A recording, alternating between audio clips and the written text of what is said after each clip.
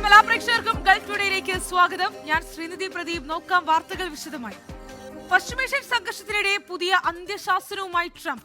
യുദ്ധം അവസാനിപ്പിക്കുന്നതിനുള്ള കരാർ ഇറാന് അംഗീകരിക്കണമെന്നും അല്ലെങ്കിൽ വൻ ആക്രമണം അമേരിക്ക നടത്തുമെന്നും ട്രംപ് മുന്നറിയിപ്പ് നൽകി. ഇറാനും അമേരിക്കയും തമ്മിലുള്ള ചർച്ചകളിൽ പുരോഗതി ഉണ്ടെന്ന റിപ്പോർട്ടുകൾക്കിടെയാണ് അന്ത്യശാസനം. അതിനിടെ യുഎന്നിൽ അമേരിക്ക അവതരിപ്പിച്ച ഹോർമുസ് പ്രമേയം തള്ളിക്കളയാൻ ആവശ്യപ്പെട്ട് ഇറാൻ രംഗത്തെത്തി. ഹോർമുസ് കടലിടുക്കിലെ പ്രതിസന്ധിക്ക് ഏക പരിഹാരം യുദ്ധത്തിന് ശാശ്വതമായ അന്ത്യം കുറിക്കുക എന്നതാണെന്നും സമുദ്ര ഉപരോധം പിൻവലിച്ച് മേഖലയിലെ കപ്പൽ ഗതാഗതം പുനഃസ്ഥാപിക്കണമെന്നും ഇറാൻ വ്യക്തമാക്കി. അതിനിടെ ആവശ്യമെങ്കിൽ ഇറാനെതിരെ പുതിയ യുദ്ധം ആരംഭിക്കാൻ തയ്യാറാണെന്ന് IDFും അറിയിച്ചു. സൗദി അറേബ്യയിലെ ഭിന്നശേഷിക്കാർക്ക് ആശ്വാസമേകുന്ന പ്രഖ്യാപനവുമായി സൗദി മന്ത്രിസഭ. സാമ്പത്തികമായി പിന്നോക്കം നിൽക്കുന്ന ഭിന്നശേഷിക്കാർക്ക് ആവശ്യമായ ഗാർഹിക തൊഴിലാളികളുടെ വിസ, ഇഖാമ ഫീസുകൾ ഇനി മുതൽ സർക്കാർ വഹിക്കും. മുഹമ്മദ് ബിൻ സൽമാൻ രാജകുമാരന്റെ അധ്യക്ഷതയിൽ ചേർന്ന മന്ത്രിസഭാ യോഗത്തിലാണ് നിർണായക തീരുമാനം. സൗദിയിലെ ഭിന്നശേഷി വിഭാഗത്തിന്റെ ജീവിത നിലവാരം ഉയർത്തുന്നതിനും അവർക്ക് സാമ്പത്തിക സുരക്ഷിതത്വം ഉറപ്പാക്കുന്നതിനുമാണ് പുതിയ തീരുമാനം. ഇതനുസരിച്ച് സഹായം ആവശ്യമുള്ള ഭിന്നശേഷിക്കാർക്ക് തങ്ങളെ പരിചരിക്കാനായി ഗാർഹിക തൊഴിലാളികളെ നിയമിക്കുമ്പോൾ വലിയ സാമ്പത്തിക ഇളവ് ലഭിക്കും. ഗാർഹിക തൊഴിലാളികളെ കൊണ്ടുവരുന്നതിനുള്ള റിക്രൂട്ട്മെന്റ് ഫീസ്, അവർ നാട്ടിൽ പോയി വരുന്നതിനുള്ള എക്സിറ്റ് റീ എൻട്രി ഫീസ് എന്നിവ ഇനി മുതൽ ഭിന്നശേഷിക്കാർ നൽകേണ്ടതില്ല. ഇതിനു പുറമെ തൊഴിലാളികളുടെ താമസരേഖയായ ഇഖാമ പുതുക്കുന്നതിനും പുതിയ ഇഖാമ എടുക്കുന്നതിനുമുള്ള ഫീസും സർക്കാർ നേരിട്ട് വഹിക്കും. ഭക്ഷണം പാകം ചെയ്യാനോ വീട്ടുജോലിക്കോ അല്ലെങ്കിൽ ശാരീരികമായ സഹായികളായോ തൊഴിലാളികളെ നിയമിക്കുമ്പോഴാണ് ഈ ആനുകൂല്യം ലഭിക്കുക. കഴിഞ്ഞ ദിവസം ചേർന്ന മന്ത്രിസഭാ യോഗം ഇതിന് അംഗീകാരം നൽകി. ഭിന്നശേഷിക്കാരായ വ്യക്തികളുടെയും അവരുടെ കുടുംബങ്ങളുടെയും സാമ്പത്തിക ഭാരം ലഘൂകരിക്കാൻ ഈ തീരുമാനം ഏറെ സഹായകരമാകും. 24 ജിദ്ദ. സൗദി അറേബ്യയിലെ മസ്ജിദുകളിൽ അടുത്ത വെള്ളിയാഴ്ചത്തെ ഖുതുബ ആർട്ടിഫിഷ്യൽ ഇന്റലിജൻസിന്റെ ഉപയോഗത്തെക്കുറിച്ചായിരിക്കും. സാങ്കേതിക വിദ്യ ഉപയോഗിച്ച് വ്യാജ വാർത്തകളും വീഡിയോകളും നിർമ്മിക്കുന്നതിനെതിരെ വിശ്വാസികൾക്ക് കർശന മുന്നറിയിപ്പ് നൽകാൻ ഇസ്ലാമിക കാര്യ മന്ത്രാലയം നിർദ്ദേശം നൽകി. സോഷ്യൽ മീഡിയയും ആർട്ടിഫിഷ്യൽ ഇന്റലിജൻസും ഉപയോഗിക്കുമ്പോൾ പാലിക്കേണ്ട കൃത്യമായ ഇസ്ലാമിക മാനദണ്ഡങ്ങളാണ് അടുത്ത വെള്ളിയാഴ്ചത്തെ ഖുതുബയുടെ പ്രമേയം. സൗദി ഇസ്ലാമിക കാര്യമന്ത്രി Sheikh Abdul Latif bin Abdul Aziz Al ഷെയ്ഖാണ് രാജ്യത്തെ മുഴുവൻ ഖത്തീബുമാർക്കും ഇത് സംബന്ധമായ നിർദ്ദേശം നൽകിയത്. AI സാങ്കേതിക വിദ്യ ഉപയോഗിച്ച് ശബ്ദങ്ങൾ അനുകരിക്കുക, വ്യാജ ദൃശ്യങ്ങൾ നിർമ്മിക്കുക, മറ്റുള്ളവരുടെ പേരിൽ വ്യാജ സന്ദേശങ്ങൾ പ്രചരിപ്പിക്കുക തുടങ്ങിയ കാര്യങ്ങൾ വൻ പാപമാണെന്ന് ഖുതുബ വ്യക്തമാക്കും. ഇത് വഞ്ചനയുടെയും കള്ളം പറയുന്നതിന്റെയും പരിധിയിൽ വരുന്ന കാര്യമാണ്. സോഷ്യൽ മീഡിയയിൽ നാം എഴുതുന്ന ഓരോ വാക്കിനും പങ്കുവെക്കുന്ന ഓരോ പോസ്റ്റിനും അള്ളാഹുവിന്റെ മുമ്പിൽ മറുപടി പറയേണ്ടി വരുമെന്ന ബോധ്യം ഓരോ വിശ്വാസിക്കും ഉണ്ടാകണം. വാർത്തകൾ സത്യമാണെന്ന് ബോധ്യപ്പെടാതെ ഷെയർ ചെയ്യുന്നത് സമൂഹത്തിൽ വലിയ പ്രത്യാഘാതങ്ങൾ ഉണ്ടാക്കും. വ്യക്തികളുടെ സ്വകാര്യതയെ ബാധിക്കുന്നതും രാജ്യത്തിന്റെ സുരക്ഷയെ തന്നെ തകർക്കുന്ന രീതിയിലുള്ള വ്യാജ പ്രചാരണങ്ങൾക്കും സാങ്കേതിക വിദ്യ ആയുധമാക്കരുത്. നിർമ്മിത ബുദ്ധി മനുഷ്യന്റെ നന്മക്കും അള്ളാഹുവിന് പ്രീതികരമായ കാര്യങ്ങൾക്കുമായി മാത്രം ഉപയോഗിക്കണമെന്നും തെറ്റായ മാർഗത്തിലൂടെയുള്ള ഉപയോഗം ഇരുലോകത്തും വലിയ ശിക്ഷയ്ക്ക് കാരണമാകുമെന്നും ഖുതുബ ഓർമ്മിപ്പിക്കും. 24 ജിദ്ദ. ഖത്തറിൽ 17കാരനായ സ്കൂൾ വിദ്യാർത്ഥി ഹൃദയാഘാതം മൂലം മരിച്ചു. കോഴിക്കോട് കുറ്റ്യാടി വളയന്നൂർ സ്വദേശി ഫറാൻ മുഹമ്മദാണ് മരിച്ചത്. MES ഇന്ത്യൻ സ്കൂളിൽ 12ാം ക്ലാസ് വിദ്യാർത്ഥിയായിരുന്നു. ജാഫർ സഫീന ദമ്പതികളുടെ മകനാണ്. നടപടിക്രമങ്ങൾ പൂർത്തിയാക്കിയ ശേഷം മൃതദേഹം ദോഹയിൽ ഖബറടക്കി. സുഡാൻ എയർപോർട്ട് ആക്രമണത്തിൽ തങ്ങൾക്ക് പങ്കില്ലെന്ന് UAE. എയർപോർട്ടിൽ നടന്ന ആക്രമണത്തിൽ UAE ഡ്രോൺ ഉപയോഗിച്ചിരുന്നതായി സുഡാൻ എയർപോർട്ട് അതോറിറ്റി ആരോപിച്ചിരുന്നു. അടിസ്ഥാനരഹിതമായ ആരോപണമാണിതെന്നും സംഘർഷങ്ങൾ അവസാനിപ്പിക്കാൻ മാത്രമാണ് ശ്രമിക്കാറുള്ളതെന്നും UAE വ്യക്തമാക്കി. അന്താരാഷ്ട്ര പ്ലാറ്റ്ഫോമുകൾ വഴി ഇത്തരം ആരോപണം ഉന്നയിക്കുന്നത് സംഘർഷം രൂക്ഷമാക്കുന്നതിന് കാരണമാകുമെന്നും UAE ആരോപിച്ചു. ഇന്നലെയാണ് സുഡാൻ എയർപോർട്ടിൽ ആക്രമണമുണ്ടായത്. നിയമസഭാ തെരഞ്ഞെടുപ്പിൽ UDF നേടിയ ഉന്നത വിജയം ആഘോഷമാക്കി സൗദി കിഴക്കൻ പ്രവിശ്യ OICC പ്രവർത്തകർ. OICC ഈസ്റ്റേൺ പ്രൊവിൻസ് കമ്മിറ്റിയുടെ നേതൃത്വത്തിൽ ടീം UDF at 102 എന്ന പേരിലായിരുന്നു ആഘോഷ പരിപാടികൾ.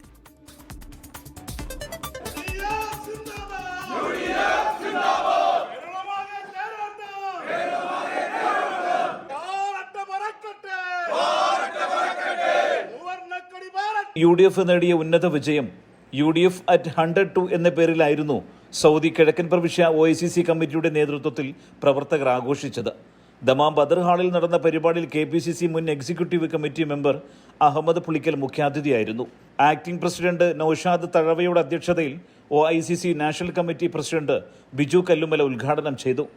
10 വർഷത്തെ ഇടത് കിരാത ഭരണത്തിന് അറുതി വരുത്തി കേരളീയ ജനത 5 വർഷത്തെ ഭരണം ഐക്യ ജനാധിപത്യ മുന്നണിക്ക് നൽകിയിരിക്കുകയാണ്. 100-ലധികം സീറ്റുകളുടെ തിളക്കമാർന്ന ഭൂരിപക്ഷത്തോടെ കേരളത്തിലെ ജനങ്ങളുടെ പൂർണ്ണ പിന്തുണയോടെയാണ് പുതിയ സർക്കാർ കേരളത്തിൽ ഭരണം നടത്താൻ പോകുന്നത്. വരാൻ പോകുന്ന സർക്കാർ കേരളത്തിലെ എല്ലാ വിഭാഗം ജനങ്ങളുടെയും ജനകീയ സർക്കാർ ആയിരിക്കുമെന്നും അദ്ദേഹം പറഞ്ഞു. OICC ഗ്ലോബൽ കമ്മിറ്റി അംഗം John Koshy, national vice president Rafeeq Kuttilangad, eastern province general secretary CT Sasi Aloor എന്നിവർ ആശംസകൾ നേർന്നു. കേക്ക് മുറിച്ചും മധുരം വിതരണം ചെയ്തും വോട്ടർമാർക്ക് അഭിവാദ്യങ്ങൾ നേർന്നുമെല്ലാം ഇവർ ആഘോഷ പരിപാടികൾ ഗംഭീരമാക്കി.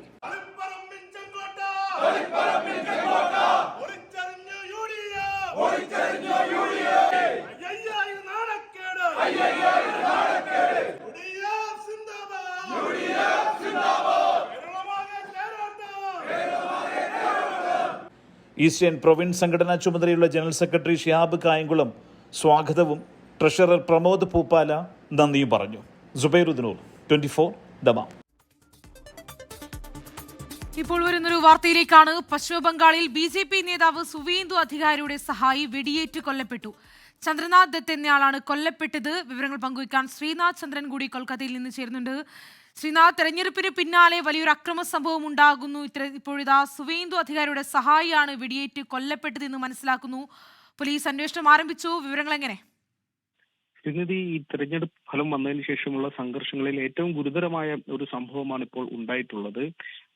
ചന്ദ്രനാഥ് ദത്ത് എന്നയാളാണ് കൊല്ലപ്പെട്ടത്. സുവേന്ദു അധികാരിയുടെ PA ആണ് എന്നതാണ് പ്രാഥമികമായി അറിയാൻ വേണ്ടി കഴിയുന്നത്. മദ്യം ഗ്രാം എന്നത് നോർത്ത് 24 പർഗാനസിലെ ഇടമാണ്, കൊൽക്കത്തയ്ക്ക് അടുത്തുള്ള ഒരു ഇടമാണ്. അവിടെ വെച്ചാണ് ഈ സംഭവം ഉണ്ടായിട്ടുള്ളത്. ഇന്ന് വൈകിട്ട് ചന്ദ്രനാഥ് ഒരു വാഹനത്തിൽ സഞ്ചരിക്കുമ്പോൾ അജ്ഞാതരായ ചിലർ വാഹനം തടയുകയും വെടിയുതിർത്തു എന്നതാണ് പ്രാഥമികമായുള്ള വിവരം. 4 തവണ വെടിയേറ്റു എന്നത് മനസ്സിലാക്കുന്നു. പിന്നീട് ആശുപത്രിയിലേക്ക് എത്തിച്ചെങ്കിലും അവിടെ എത്തുന്നതിന് മുമ്പ് തന്നെ മരണം സ്ഥിരീകരിക്കുകയും ചെയ്തിട്ടുണ്ട്. ഇപ്പോൾ സുവേന്ദു അധികാരി ആശുപത്രിയിലേക്ക് എത്തും എന്ന വിവരം കൂടി വരികയും ചെയ്യുന്നുണ്ട്. അക്രമികൾ ആര് എന്നതിനെ കുറിച്ചുള്ള കൃത്യമായ വിവരം പോലീസ് ഇപ്പോൾ പങ്കുവയ്ക്കുന്നില്ല. അതേസമയം അന്വേഷണം അതുമായി ബന്ധപ്പെട്ട് പുരോഗമിക്കുകയാണ് എന്നും പറയുന്നുണ്ട്. ഏതായാലും ഈ തെരഞ്ഞെടുപ്പിന് ശേഷം ബംഗാളിൽ അക്രമ സംഭവങ്ങൾ വ്യാപിക്കുന്നുണ്ട് എന്നതാണ് അനുഭവം. ഇതിൽ ഏറ്റവും ഗുരുതരമായ ഒരു സംഭവങ്ങൾ ഒന്നാണ് ഇപ്പോൾ സുവേന്ദു അധികാരിയുടെ PA കൊല്ലപ്പെടുന്നതിൽ എത്തിയത്. ശ്രീനാഥ് പറഞ്ഞതുപോലെ തന്നെ പശ്ചിമബംഗാളിൽ തെരഞ്ഞെടുപ്പിന് ശേഷം പലയിടങ്ങളിലും വിവിധ തരത്തിലുള്ള അക്രമ സംഭവങ്ങൾ ഉണ്ടാകുന്നു, അനിഷ്ട സംഭവങ്ങൾ ഉണ്ടാകുന്നു. ഇപ്പോഴിതാ BJP നേതാവ് സുവേന്ദു അധികാരിയുടെ സഹായി വെടിയേറ്റ് കൊല്ലപ്പെട്ടു എന്ന വിവരമാണ് ശ്രീനാഥ് ചന്ദ്രൻ പറഞ്ഞു വെക്കുന്നത്. മറ്റു വാർത്തയിലേക്ക്. UAEയിൽ നഗരാതിർത്തികളിലേക്കും സാന്നിധ്യം വിപുലമാക്കി ലുലു. അബുദാബി ബനിയാസ് വെസ്റ്റിൽ ലുലു ഡെയിലി പ്രവർത്തനം ആരംഭിച്ചു. UAEയിൽ വിപുലമായ വികസന പദ്ധതികളാണ് ഉള്ളതെന്നും കൂടുതൽ സ്റ്റോറുകൾ തുറക്കുമെന്നും Lulu group chairman MA Yusuff Ali പറഞ്ഞു. 29,000 സ്ക്വയർ ഫീറ്റിലുള്ള അബുദാബി ബനിയാസ് വെസ്റ്റിലെ പുതിയ ലുലു ഡെയിലിയിൽ ദൈനംദിന ഉൽപ്പന്നങ്ങളുടെ മികച്ച ശേഖരമാണുള്ളത്. Grocery, fresh food, hot food bakery, മത്സ്യം, ഇറച്ചി, ലൈവ് കൗണ്ടറുകൾ അടക്കം സജ്ജമാണ്. UAEയിലെ തനത് ഉൽപ്പന്നങ്ങളുടെ മികച്ച ശ്രേണിയും ഒരുക്കിയിട്ടുണ്ട്. Lulu group chairman MA Yusuff അലിയുടെ സാന്നിധ്യത്തിൽ Al Wathba municipal sub centre director Hunaid Rashid Al Deri, Khalid Dimas Al Suwaidi എന്നിവർ ചേർന്ന ലുലു ഡെയിലിയുടെ ഉദ്ഘാടനം നിർവഹിച്ചു. ഉപഭോക്താക്കൾക്ക് കൂടുതൽ സൗകര്യപ്രദമായ ഷോപ്പിംഗ് ലഭ്യമാക്കുന്നതിനായാണ് നഗരാതിർത്തികളിലേക്കും റീറ്റെയിൽ സേവനം വിപുലമാക്കുന്നതെന്ന് Lulu group chairman MA Yusuff Ali വ്യക്തമാക്കി. Lulu group executive director Ashraf Ali MA, CEO Saifee Rupawala, project developments director Aboobacker T, marketing and communications director V Nandakumar തുടങ്ങിയവരും ഉദ്ഘാടന ചടങ്ങിൽ പങ്കെടുത്തു. 24 ദുബായ്. തിരികെ വാർത്തകളിലേക്ക്. ജിദ്ദ നഗരത്തിന്റെ വിവിധ ഭാഗങ്ങളിലുള്ള മലയാളികളായ സാദാത്യങ്ങളെ പങ്കെടുപ്പിച്ചുകൊണ്ട് കുടുംബസംഗമം സംഘടിപ്പിച്ചു. കേരളത്തിലെ തങ്ങൾ കുടുംബങ്ങളിലെ അംഗങ്ങളാണ് ഒത്തുചേർന്നത്. വർഷങ്ങളായി വിവിധ പരിപാടികൾ സംഘടിപ്പിച്ചു വരുന്ന കൂട്ടായ്മ ഒരുക്കിയ സാദാത്ത് കുടുംബസംഗമത്തിൽ നിരവധി പേർ പങ്കെടുത്തു.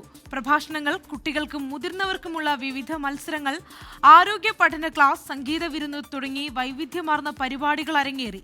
ജിദ്ദ സാദത്ത് കൂട്ടായ്മ പ്രസിഡന്റ് സയ്യിദ് ഉബൈദുള്ള തങ്ങൾ മേലാറ്റൂരിന്റെ അധ്യക്ഷതയിൽ ചേർന്ന സ്നേഹസംഗമം സയ്യിദ് സിദ്ദിഖ് തങ്ങൾ പട്ടർകടവ് ഉദ്ഘാടനം ചെയ്തു.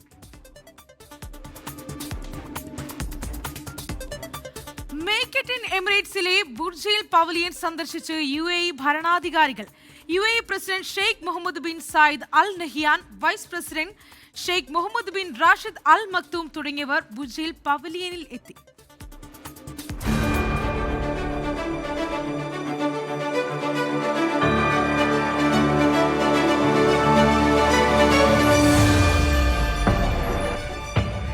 UAEയുടെ ആരോഗ്യ പരിരക്ഷാ രംഗത്ത് വൻ മുന്നേറ്റം ലക്ഷ്യമിടുന്നതാണ് ബുർജിൽ മെഡിക്കൽ സിറ്റിയുടെ രണ്ടാം ഘട്ട വികസന പദ്ധതികൾ. ഫാർമ പ്ലാന്റും ജീൻ തെറാപ്പി പദ്ധതിയും ഉൾപ്പെടെയുള്ള പ്രഖ്യാപനങ്ങളാണ് കഴിഞ്ഞ ദിവസം നടത്തിയത്. അബുദാബിയിൽ നടക്കുന്ന make it in the Emirates 2026 ഫോറത്തിന്റെ ഭാഗമായുള്ള ബുർജിൽ ഹോൾഡിംഗ്സ് പവലിയൻ സന്ദർശിച്ച UAE president Sheikh Mohammed bin Zayed Al നഹിയാനെ ബുർജിൽ ഹോൾഡിംഗ്സ് ചെയർമാനും CEOയുമായ ഡോക്ടർ ഷംഷീർ വയലിൽ സ്വീകരിച്ചു. മെഡിക്കൽ വിദ്യാഭ്യാസം, ഗവേഷണം എന്നീ രംഗങ്ങളിൽ വൻ നിക്ഷേപം ലക്ഷ്യമിടുന്ന വിപുലീകരണ പദ്ധതി ഡോക്ടർ ഷംഷീർ വയലിൽ വിശദീകരിച്ചു. UAE വൈസ് പ്രസിഡന്റും പ്രധാനമന്ത്രിയും ദുബായ് ഭരണാധികാരിയുമായ Sheikh Mohammed bin Rashid Al Maktoum, Dubai കിരീടാവകാശിയും UAE ഉപപ്രധാനമന്ത്രിയും പ്രതിരോധ മന്ത്രിയുമായ Sheikh Hamdan bin Mohammed bin Rashid Al Maktoum എന്നിവരും പവലിയൻ സന്ദർശിച്ച് പദ്ധതികൾ വിലയിരുത്തി. IHC മാനേജിംഗ് ഡയറക്ടറും CEOയുമായ സെയ്ദ് ബസർ ഷുഐബും പവലിയനിലെത്തി. മെഡിക്കൽ സിറ്റി എന്ന ആശയം ആദ്യഘട്ടത്തിലായിരുന്ന കാലത്ത് Sheikh Mohammed bin Zayed Al നഹിയാനെ കണ്ട് പദ്ധതികൾ വിശദീകരിച്ചതായി ഷംഷീർ വയലിൽ ഓർത്തെടുത്തു. UAEയെ ആഗോള ആരോഗ്യ ഇന്നൊവേഷൻ കേന്ദ്രമാക്കി മാറ്റാനുള്ള ദേശീയ ലക്ഷ്യത്തിന് കരുത്തു പകരുന്നതാണ് ഇന്നലെ പ്രഖ്യാപിച്ച വമ്പൻ പദ്ധതികൾ. 24 ദുബായ്. UAE സായുധ സേന ഐക്യത്തിന് ഇന്ന് അരനൂറ്റാണ്ട്. രാജ്യത്തിന്റെ പരമാധികാരം സംരക്ഷിക്കുന്നതിൽ സായുധ സേനയുടെ ഏകീകരണം നിർണായകമായിരുന്നു. രാജ്യത്തിനായി സേവനമനുഷ്ഠിക്കുന്ന സായുധ സേനാംഗങ്ങൾക്ക് UAE ഭരണാധികാരികൾ ആശംസ അറിയിച്ചു.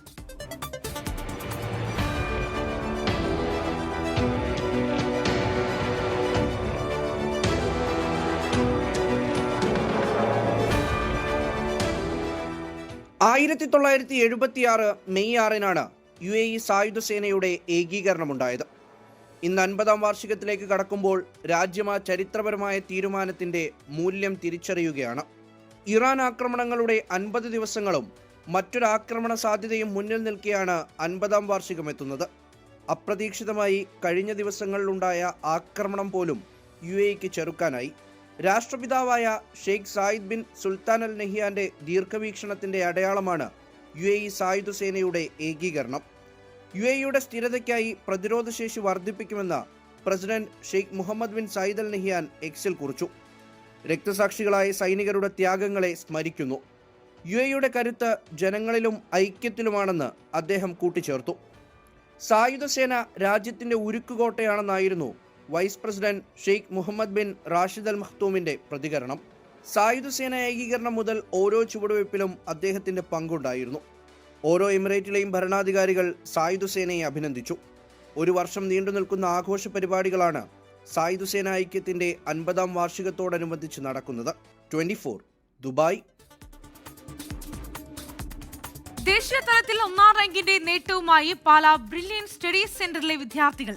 ഇന്ത്യയിലെ പ്രമുഖ IIT-കൾ, NIT-കൾ, school of planning and architecture എന്നിവയിലേക്കുള്ള പ്രവേശന പരീക്ഷയായ JEE മെയിൻ ബി പ്ലാനിംഗ് എന്നിവയിലാണ് പാലാ ബ്രില്യൻ സ്റ്റഡീസ് സെന്ററിലെ വിദ്യാർത്ഥികൾ ചരിത്ര വിജയം നേടിയത്. 2026 JEE മെയിൻ ബി പ്ലാനിംഗ് പരീക്ഷയുടെ ഫലം പ്രഖ്യാപിച്ചപ്പോൾ മികച്ച വിജയം നേടി Pala brilliant studies centre. B planning വിഭാഗത്തിൽ ഗൗരീശങ്കർ V 100% സ്കോർ നേടി അഖിലേന്ത്യാ തലത്തിൽ 1ാം റാങ്ക് കരസ്ഥമാക്കി. BArc-ലും ബി പ്ലാനിംഗിലും മീരാകൃഷ്ണ 100% സ്കോറോടെ പെൺകുട്ടികളുടെ വിഭാഗത്തിൽ ഇന്ത്യയിൽ 1ാമതായി. BArc കാറ്റഗറി വിഭാഗത്തിൽ ആദില CN അഖിലേന്ത്യാ തലത്തിൽ 1ാം റാങ്ക് കരസ്ഥമാക്കി. BArc ബി പ്ലാനിംഗ് വിഭാഗത്തിൽ അഖിലേന്ത്യാ തലത്തിൽ ആദ്യ 10 റാങ്കിനുള്ളിൽ 5 പേരും ആദ്യ 100 റാങ്കിനുള്ളിൽ 27 പേരും ബ്രില്യന്റിൽ പരിശീലനം നേടിയവരാണ്. ബി പ്ലാനിംഗ് വിഭാഗത്തിൽ 100% സ്കോറോടെ ഓൾ ഇന്ത്യാ തലത്തിൽ 1ാം റാങ്ക് നേടിയ ഗൗരീശങ്കർ മാന്നാനം KE സ്കൂളിലെ +2 പഠനത്തോടൊപ്പം പാലാ ബ്രില്യന്റിന്റെ എൻട്രൻസ് പരിശീലനം നേടി വരികയായിരുന്നു. 2026 JEE മെയിൻ പേപ്പർ 1 പരീക്ഷയിൽ 99.8760725% സ്കോറോടെ മികച്ച വിജയം കരസ്ഥമാക്കിയിരുന്നു.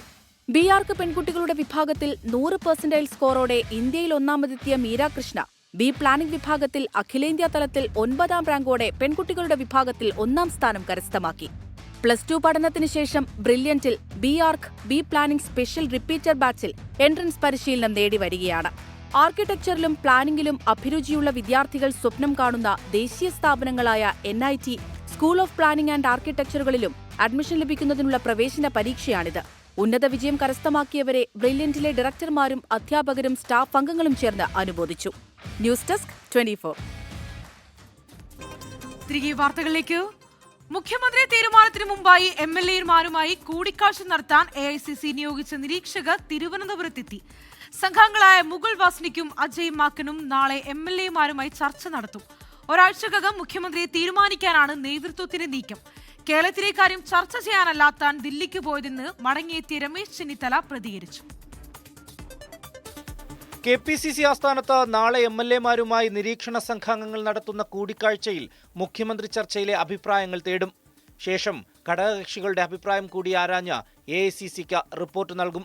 തുടർന്നായിരിക്കും മുഖ്യമന്ത്രി തീരുമാനം. ഇന്ന് വൈകുന്നേരത്തോടെ നിരീക്ഷകരായ മുകുൾ വാസ്നിക്കും അജയ് മാക്കനും തിരുവനന്തപുരത്തെത്തി.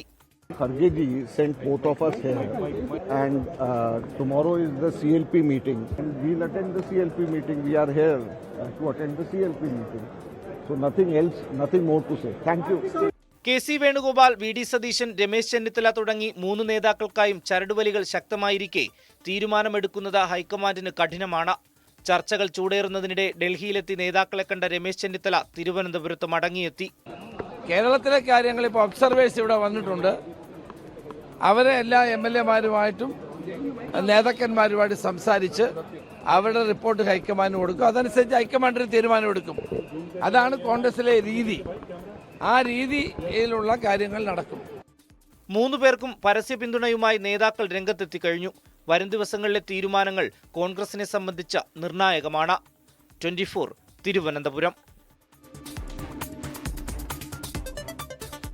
വൻ വിജയത്തിനു പിന്നാലെ UDF ഘടകകക്ഷികളിലും മന്ത്രിമാർ ആരൊക്കെയെന്നതിൽ ചർച്ച സജീവം. മന്ത്രിമാരെ നിർണയിക്കുന്നതിൽ പ്രാദേശിക പ്രാതിനിധ്യം ഉറപ്പിക്കാൻ നേതൃത്വം തീരുമാനിച്ചു. 1 കൂടുതൽ മന്ത്രിമാർ വേണമെന്നാണ് കേരള കോൺഗ്രസ് ജോസഫ് വിഭാഗത്തിന്റെ ആവശ്യം. 5 മന്ത്രിസ്ഥാനം നൽകുമെന്ന് മുസ്ലിം ലീഗിന് കോൺഗ്രസ് ഉറപ്പ് നൽകിയെന്നാണ് വിവരം. പ്രാദേശിക പ്രാതിനിധ്യം ഉറപ്പിക്കാൻ മലപ്പുറത്തുനിന്ന് മന്ത്രിമാരുടെ എണ്ണം 2ആയി ചുരുക്കും. കോഴിക്കോട്, പാലക്കാട്, കാസർഗോഡ് ജില്ലകൾക്ക് പ്രാതിനിധ്യം നൽകും. പാലക്കാട് N ശംസുദ്ദീൻ, KM ഷാജിയെ മന്ത്രിയാക്കുന്നതിലൂടെ വയനാട് പ്രാതിനിധ്യം ഉറപ്പാക്കാനാകും.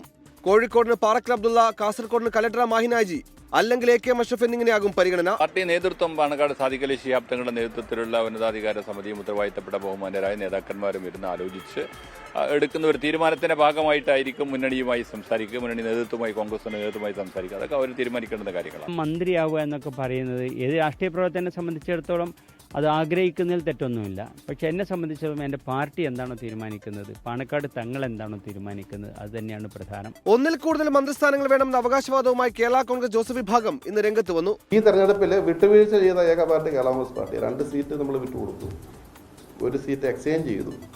വിട്ടുകൊടുത്ത 2 സീറ്റും എക്സ്ചേഞ്ച് ചെയ്ത തൃക്കരിപ്പൂരും 3 സീറ്റും ജയിച്ചു. അപ്പം തത്വത്തിൽ 10 സീറ്റ് ഉണ്ട് എന്നുള്ള ഒരു അണ്ടർസ്റ്റാൻഡിങ്ങിൽ തീർച്ചയായിട്ടും ആ ഒരു പരിഗണന ഉണ്ടാവും എന്നുള്ളതാണ് പാർട്ടിയുടെ പ്രതീക്ഷ. RSP പാർലമെന്ററി പാർട്ടി നേതാവായി ഷിബു ബേബി ജോണിനെ തെരഞ്ഞെടുത്തു. അർഹമായ പരിഗണന ലഭിക്കുമെന്ന് ഷിബു ബേബി ജോൺ. നമ്മൾ പ്രായോഗിക തലത്തിലുള്ള കാര്യങ്ങൾ മാത്രമേ ചെയ്യത്തുള്ളൂ. മറ്റേ ജനങ്ങളുടെ മുമ്പിൽ അപഹാസ്യരാകുന്ന അവകാശവാദങ്ങളൊന്നുമായി ഞങ്ങൾ പോകത്തില്ല. 102 MLA-മാർ ഐക്യജനാധിപത്യ മുന്നണിക്കുള്ളപ്പോൾ RSPക്ക് 4 MLA-മാരാണുള്ളത്. അന്നേരം അതിൻ്റെ പ്രായോഗിക തലത്തിൽ ആലോചിച്ചിട്ട് ഞാൻ പറഞ്ഞല്ലോ, ജനങ്ങളുടെ മുമ്പിൽ അപഹാസ്യരാകുന്ന അവകാശവാദങ്ങൾ പാർട്ടി മുന്നോട്ട് വെക്കില്ല. അതേസമയം മന്ത്രിസ്ഥാനം ഏറ്റെടുക്കുന്നതിൽ RMPയിൽ ആലോചിച്ച് തീരുമാനമെന്ന് KK രമ പ്രതികരിച്ചു. പാർട്ടി ഉചിതമായ സമയത്ത് തീരുമാനിക്കും. ഒഫീഷ്യലായിട്ട് ചർച്ചയും നടത്തിയിട്ടില്ല. ഇതിനിടെ PV അൻവർ, പാണക്കാട് സാദിഖ് അലി ശിഹാബ് തങ്ങൾ, PK കുഞ്ഞാലിക്കുട്ടി എന്നിവരുമായി കൂടിക്കാഴ്ച നടത്തി. ബേപ്പൂരിൽ മുസ്ലിം ലീഗ് കാലുവാരി എന്നത് വ്യാജ വാർത്തയെന്ന് PV അൻവർ പറഞ്ഞു. ഈ പറയുന്ന രാമനാട്ടുകരയിലും ഫറൂഖിലൊക്കെ വോട്ടിൽ വലിയ ഇടിച്ചിലുണ്ടായിട്ടുണ്ട്. അത് ലീഡർഷിപ്പ് പരിശോധിക്കുമല്ലോ, അതെങ്ങനെയാണ് പോയെന്നില്ലേ. അതിലൊക്കെ ഇപ്പോൾ ഒരു ഒരിക്കലും അത് പറയാൻ പറ്റില്ല. ലീഗ് പ്രവർത്തകരാണ് അങ്ങേയറ്റം പോരാട്ടത്തിന് എൻ്റെ ഇടതും വലതും രാപ്പകലില്ലാന്നാണ്. അപ്പോൾ ലീഗ് വോട്ട് മറിച്ചതെന്നൊന്നും നമുക്കൊരിക്കലും പറയാൻ കഴിയില്ല. 24 മലപ്പുറം. ഗൾഫ് ടുഡേ പൂർണ്ണമാവുകയാണ്. എല്ലാ പ്രേക്ഷകർക്കും ശുഭരാത്രി. നമസ്കാരം.